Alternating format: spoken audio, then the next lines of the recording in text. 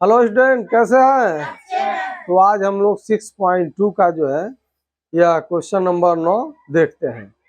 जो समझ जाएंगे तो बहुत ही आसान रहेगा। इसमें देखिए प्रश्न दिया है, बिंदुओं ए ऋण दू और बिंदु बी दू 8 को जोड़ने वाले रेखाखंड ए बी को 4 बराबर भागों में विभाजित करने वाले बिंदुओं के निर्देशांक ज्ञात कीजिए। तो मान लीजिए यह जो है कोई ए और बी, क्या है जी, ए बी है, ठीक। और ए का निर्देशांक दिया हुआ है ऋण दू दिया है, और बी का निर्देशांक दिया है 2 और 8 दिया है, ठीक। तो अब हम लोगों को क्या करना है, इसको 4 बराबर भागों में विभाजित कर रहा है, तब उन बिंदुओं के निर्देशांक ज्ञात करें। तो सबसे पहले हम लोग क्या करें, इसका मध्य बिंदु निकालना। क्या, इस ए बी का मध्य बिंदु निकालना। तो ए बी का मध्य बिंदु अगर जो मान लिया हम लोगों ने, अगर जो P है और इसके कोऑर्डिनेट x और y है, तो इसका मान निकाल लिया जाए। तो हम लोग जानते हैं जब दो बिंदुओं का मध्य बिंदु निकालते हैं, इसका सूत्र होता है x बराबर क्या होता है, x1 प्लस x2/2 होता है। और पुनः y बराबर क्या होता है, फिर होता है y1 प्लस y2/2 होता है। तो मान लिया हम लोगों ने यह x1 है और यह क्या y1 है, और यह x2 है और यह y2 है, ठीक। ऐसा हम लोग मान लिए। तो अब x का मान निकालते हैं। यह हो जाएगा, क्या हो जाएगा, ऋण दू और क्या हो जाएगा, दू, ऋण दू आधन दू हो जाएगा, अब बटे दू। तो ये कट गया, इससे कट गया, 0 हो गया। तो ये x का मान क्या हो गया, 0 आ गया।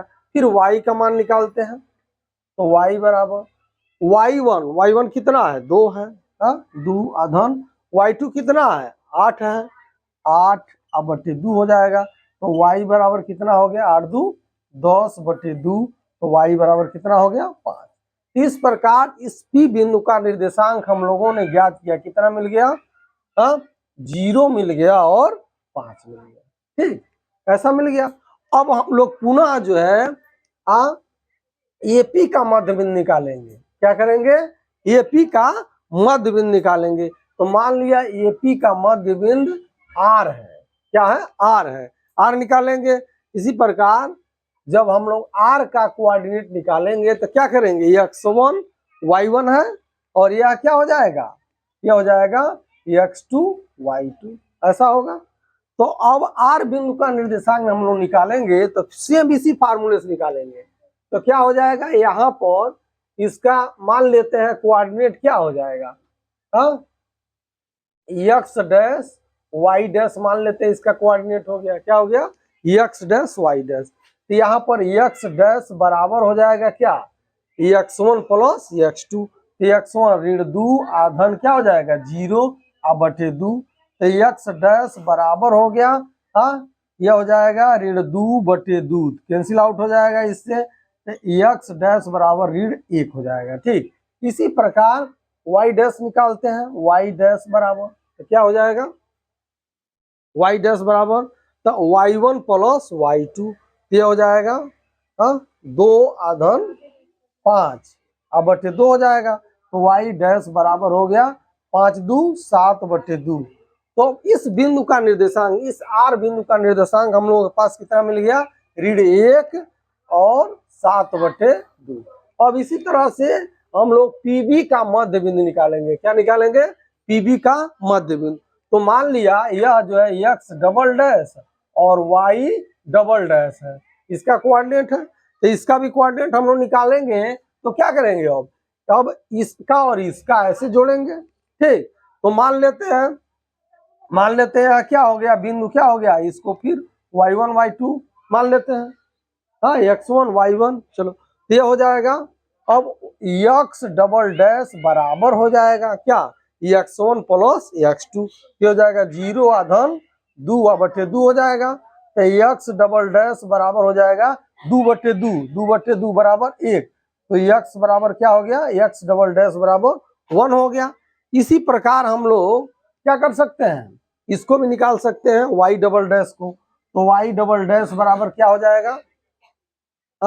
5, 5 और 8, 5 और 8, 5 प्लस 8/2 हो जाएगा। 8 5 कितना हो गया? 13, ये हो जाएगा 13/2। तो इसका निर्देशांक हम लोगों को क्या मिल गया? इसका कोऑर्डिनेट हम लोगों को मिल गया कितना? 1 हो गया। x डबल डैश का मान 1 और y डबल डैश का मान कितना हो गया?